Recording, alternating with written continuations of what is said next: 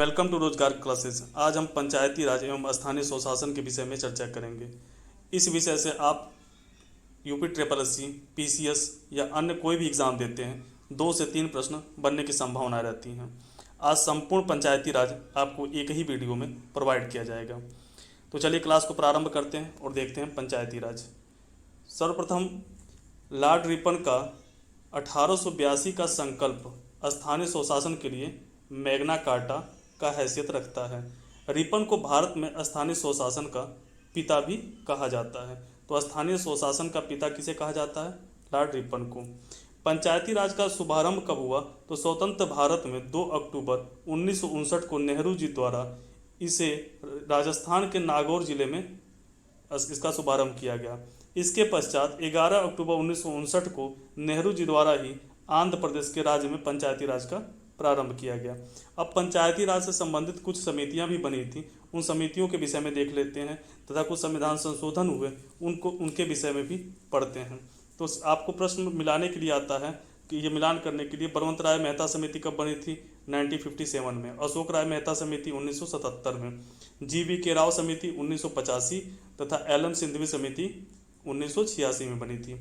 64वां संविधान संशोधन कब हुआ था? 1989 में। और 73वां संविधान संशोधन 1993 में।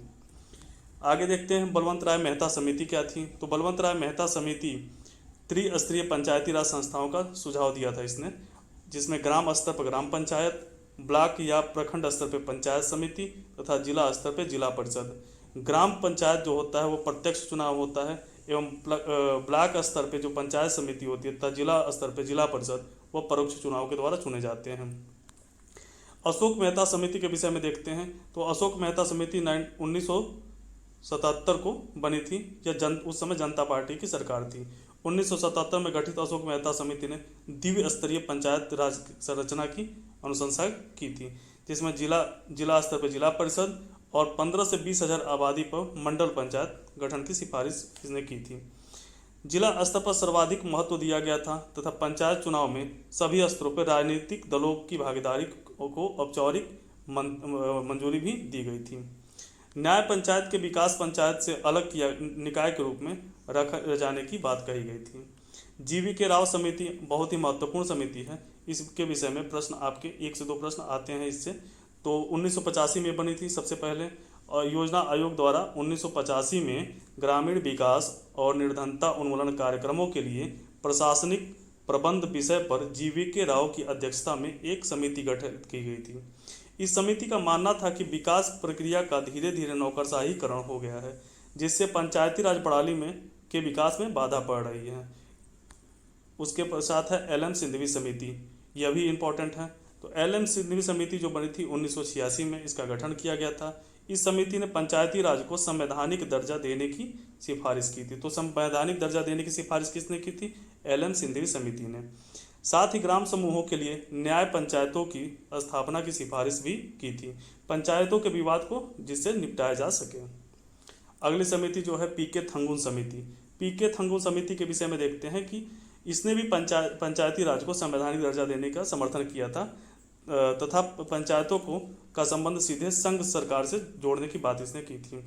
पेशा अधिनियम 1996 क्या था? तो भूरिया समिति की सिफारिशों के आधार पर संसद में वर्ष 1996 में पंचायत उपबंध अनुसूचित क्षेत्रों का विस्तार विधेयक प्रस्तुत किया गया था, जिसे दिसंबर 1996 में दोनों सदनों ने पारित होने के पश्चात 24 दिसंबर 1996 को यह पेशा अधिनियम अस्तित्व में आया था। आगे देखते हैं पंचायती राज व्यवस्था से कुछ महत्वपूर्ण फैक्ट्स। तो 73वां संविधान संशोधन कब हुआ था? 1993 में। वर्ष 1986 में गठित एल.एम. सिंघवी समिति की सिफारिशों के आधार पर 73वां संविधान संशोधन 1993 के द्वारा पंचायती राज को संवैधानिक दर्जा प्रदान किया गया। तो संवैधानिक दर्जा पंचायती राज व्यवस्था को कब किया गया? 73वां संविधान संशोधन 1993 के द्वारा। अगला फैक्ट है कि 73वां संविधान संशोधन 24 अप्रैल 1993 को लागू किया गया। इसीलिए प्रति वर्ष 24 अप्रैल को ही राष्ट्रीय पंचायत दिवस के रूप में मनाया जाता है। इसके द्वारा संविधान के भाग 9 जोड़ा गया और पंचायतें नामक शीर्षक के तहत अनुच्छेद 243 क से अ तक कुल 16 अनुच्छेद पंचायती राज से संबंधित उपबंध किए गए। इस संशोधन अधिनियम द्वारा 11वीं अनुसूची जोड़ी गई। इसके तहत पंचायतों के अंतर्गत 29 विषयों, कितने विषय पंचायती राज में कितने विषय आते हैं, 29 विषय की सूची को शामिल किया गया। पंचायत राज के कार्य क्या हैं उसको देख लेते हैं। तो ग्राम पंचायत जो होती है, ग्राम पंचायत अनुसूची 11 में वर्णित 29 विषयों पर अनिवार्य और ऐच्छिक महत्व के विषयों पर कानून का निर्माण करती है। प्रखंड पंचायत जो होती है, इसके द्वारा समस्त योजना का क्रियान्वयन किया जाता है तथा यह नागरिक सुविधाएं प्रदान करने के साथ साथ विकास कार्यों को पूर्ण करती है। पंचायत समिति खंड स्तर पर गठित की जाती है, अर्थात ब्लॉक स्तर पर गठित की जाती है। जिला परिषद क्या होता है, तो यह मुख्य रूप से निरीक्षण का कार्य करता है। किसका कार्य करता है, निरीक्षण का कार्य करता है तथा अपने अधीनस्थ निकायों के कार्यों का पर्यवेक्षण करने के साथ साथ उनके महत्व समन्वय का कार्य भी यह करता है। पंचायती राज और नगरीकरण हेतु समान प्रावधान क्या क्या है उनको देख लेते हैं। तो संवैधानिक प्रावधान क्या है, पंचायत भाग 9 में है, अनुसूची 243 से लेकर 243 एल तक तथा अनुच्छेद 243 से 243 एल तक है तथा किस अनुसूची में है, तो 11वीं अनुसूची जोड़ी गई थी। नगरीय शासन क्या है, भाग 9 क में नगरीय शासन को जोड़ा गया है। 243 पी से 243 जेड जी तक 12वीं अनुसूची से संबंधित है। आरक्षण का प्रावधान कैसे है, तो आरक्षण का प्रावधान देख लेते हैं। पंचायत के अनुच्छेद 243 डी तथा नगर निगम में अनुच्छेद 243 टी में SC/ST के सदस्यों को उनकी संख्या के अनुपात में आरक्षण प्रदान किया गया है। इसके साथ साथ स्थानीय स्वशासन में 1/3 सीटें महिलाओं के लिए आरक्षित की गई है। कुछ राज्यों जैसे बिहार, हिमाचल प्रदेश, मध्य प्रदेश एवं अन्य राज्यों में भी पंचायती राज सरकारों में महिलाओं को 50% सीट से आरक्षित की गई है। तो उत्तर प्रदेश में कितने प्रतिशत सीटें आरक्षित हैं, 1/3 सीटें उत्तर प्रदेश में आरक्षित हैं, यानी 33% सीटें उत्तर प्रदेश में आरक्षित की गई है। निर्वाचन कैसे होता है इनका, तो निर्वाचन के विषय में देख लेते हैं। स्थानीय स्वशासन के सदस्यों का निर्वाचन प्रत्यक्ष होता है तथा इनके निर्वाचन करने की जिम्मेदारी आयोग के पास होती है, जो राज्य सरकार के निर्देश पर चुनाव करवाती है। निर्वाचन हेतु न्यूनतम आयु कितनी होती है, 21 वर्ष होती है, निर्धारित की गई है। ये कौन सा आयोग है, राज्य निर्वाचन आयोग के अंतर्गत इसका चुनाव किया जाता है। अगला है कार्यकाल क्या होता है, तो कार्यकाल के विषय में महत्वपूर्ण प्रश्न जो पूछे जाते हैं कि सभी निर्वाचित और गठित इकाइयों का कार्यकाल कितना होता है, 5 वर्ष होता है। यदि किसी निकाय का विघटन हो जाता है तो 6 माह के अवधि से पहले चुनाव करवाना अनिवार्य हो जाता है। ये कितने दिनों के लिए चुने जाते हैं, तो शेष बचे जो समय जो बचता है उसके लिए चुने जाते हैं। किंतु अगर चुनाव और नगर निगम का कार्यकाल केवल 6 माह बचा हो तो निर्वाचन अगले 5 सालों हेतु संपन्न होगा। वित्त संबंधी प्रावधान क्या है, तो स्थानीय स्वशासन संबंधी वित्तीय प्रावधान की जांच करने के लिए प्रति 5 वर्ष पर वित्तीय आयोग का गठन किया जाता है। 5 वर्ष में वित्तीय आयोग का गठन किया जाएगा, जो राज्यपाल को अपनी रिपोर्ट सौंपेगा। स्थानीय स्वशासन के अधिकार देने तथा फंड के हस्तांतरण से संबंधित निर्णय कौन करता है, तो ये राज्य सरकार करती है। अगला फैक्ट देखते हैं क्या है कि कहाँ कहाँ पे पंचायती राज प्रणाली अस्तित्व में नहीं है, तो नागालैंड, मेघालय एवं मिजोरम, ये 3 ऐसे राज्य हैं जहाँ पे पंचायती राज प्रणाली अस्तित्व में नहीं है। 243 जी जो है, अनुच्छेद 243 जी क्या प्रावधान है, तो पंचायतों की शक्तियां, प्राधिकार, उत्तरदायित्व संबंधी प्रावधान इसके अंतर्गत किए गए हैं। पंचायतों के महत्व को यह बढ़ाता है।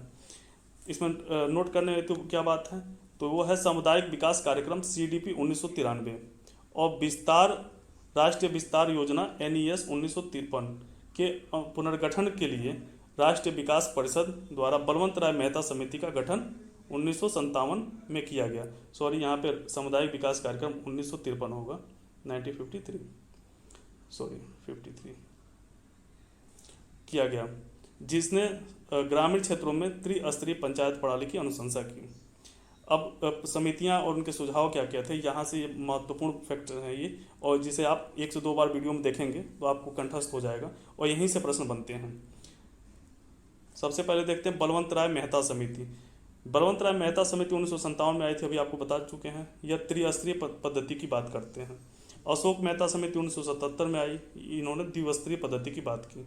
आज जो त्रिस्तरीय पंचायत पद्धति जो लागू है वो बलवंत राय मेहता समिति के आधार पर ही लागू की गई है। GV के राव समिति जो 1985 में आई थी, प्रतिनिधित्व के आधार पर सुधार की बात इन्होंने की है। एल.एम. सिंघवी समिति 1986 में आई, इन्होंने स्थानीय स्वशासन की पद्धति की बात की है। संविधान के 73वें एवं 74वें संविधान संशोधन राज्य निर्वाचन आयोग, जिला नियोजित समिति एवं राज्य वित्त आयोग के सृजन के लिए उत्तरदायी है। ठीक है, यह इंपॉर्टेंट फैक्ट है। 73वां 74वां संविधान संशोधन। उत्तर प्रदेश में जिला योजना में नगर पंचायत, क्षेत्र पंचायत, ग्राम पंचायत तीनों को सम्मिलित किया गया उत्तर प्रदेश में। तो उत्तर प्रदेश में क्या है, नगर पंचायत, क्षेत्र पंचायत एवं ग्राम पंचायत तीनों को सम्मिलित किया गया है। 73वां संविधान संशोधन 1992 24 अप्रैल 1993 को लागू किया गया था। इसका अभिपालन करने वाला पहला राज्य कौन था, ये प्रश्न पूछा जा चुका है। तो वो पहला राज्य मध्य प्रदेश, MP था। एक क्षेत्र पंचायत का क्षेत्र अनुच्छेद 243 ग के अनुसार राज्य सरकार द्वारा निर्धारित की जाएगी। अनुच्छेद 243 एक क्या है, इसमें पंचायत चुनाव लड़ने की आयु 21 वर्ष निर्धारित की गई है। राज्य वित्त आयोग के गठन का प्रावधान भारतीय संविधान के अनुच्छेद 243 आई, ये याद रखिएगा, राज्य वित्त आयोग का गठन अनुच्छेद 243 आई के तहत किया गया है। ठीक है, यह पंचायतों को वित्तीय स्थिति के पुनर्विलोकन के लिए गठित किया गया था। अब आगे देखते हैं। न्यायिक पुनर्विलोकन पंचायती राज संस्थाओं की शक्तियों के अंतर्गत नहीं आता, यह न्यायपालिका की शक्ति है। तो न्यायिक पुनर्विलोकन की जो शक्ति है वो न्यायपालिका से संबंधित है, यह राज्य पंचायती राज संस्थाओं से संबंधित नहीं है। बिहार पंचायती राज अधिनियम के तहत ग्राम पंचायतों की व्यवस्था बिहार पंचायती राज अधिनियम के तहत ग्राम न्यायालयों की व्यवस्था की गई है, जिसमें 3 माह तक जेल तथा 1000 तक जुर्माने की सजा सुनाने की शक्ति का प्रावधान किया गया है। 3 माह की जेल और 1000 तक सजा।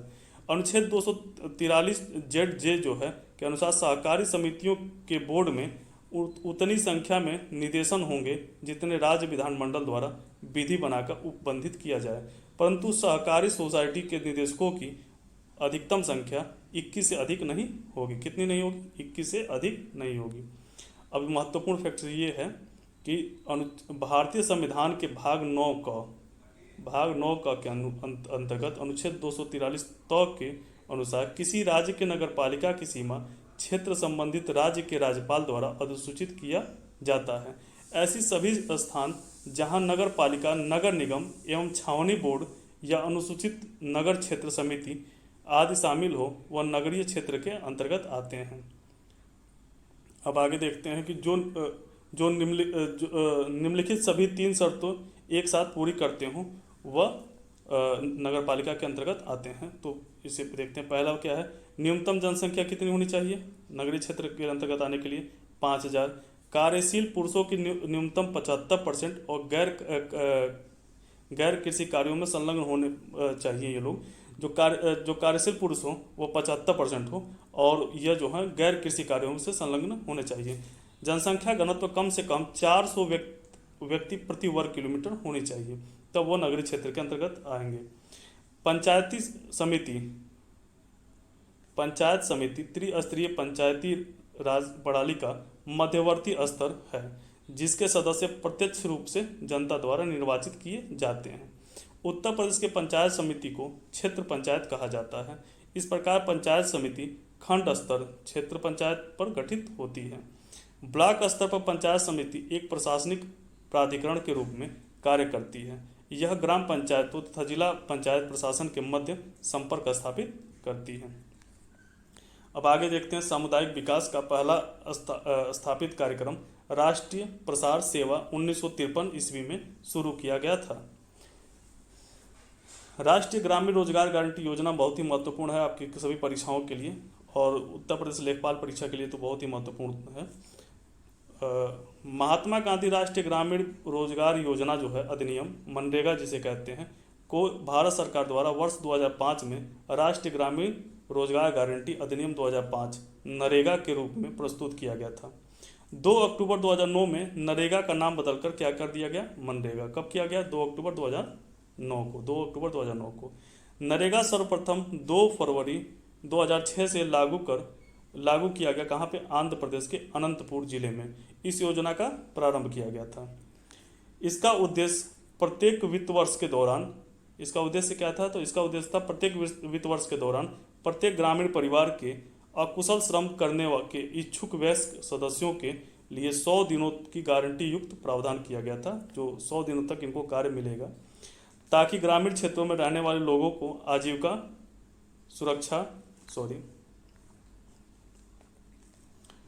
सुरक्षा प्रदान की जाएगी, जिसमें जो धन होता है 75% केंद्र देती है और 25% राज्य व्यय करता है। 75% केंद्र और 25% राज्य। अब आगे जो महत्वपूर्ण फैक्ट है, नगर निगम की स्थापना कहाँ की गई थी सर्वप्रथम और किस राज्य में? तो नगर निगम की स्थापना सर्वप्रथम मद्रास में 29 सितंबर 1688 ईस्वी में की गई थी। 1687 में मद्रास में नगर निगम बनाने की अनुमति प्रदान की गई थी। यहाँ पे आपका पूरा पंचायती राज समाप्त हुआ और इससे बाहर पंचायती राज में प्रश्न नहीं आते हैं। तो पंचायती राज, अगर आपको वीडियो ये अच्छी लगी हो तो इसको लाइक करें, कमेंट करें, सब्सक्राइब करें, तथा अगर इसका आप क्वेश्चन के माध्यम से इसे चाहते हैं तो कमेंट बॉक्स में बताएं। इसका पूरा एक सीरीज चलाया जाएगा जिसमें पूरी पॉलिटी, ज्योग्राफी, इकोनॉमी, हिस्ट्री सभी कुछ पेट परीक्षा 2022 के लिए तैयार की जाएगी, उसे चलाया जाएगा। तो अगर आपको PDF चाहिए तो आप हमारे टेलीग्राम चैनल से जुड़कर आप PDF भी प्राप्त कर सकते हैं। धन्यवाद। जय हिंद, जय भारत।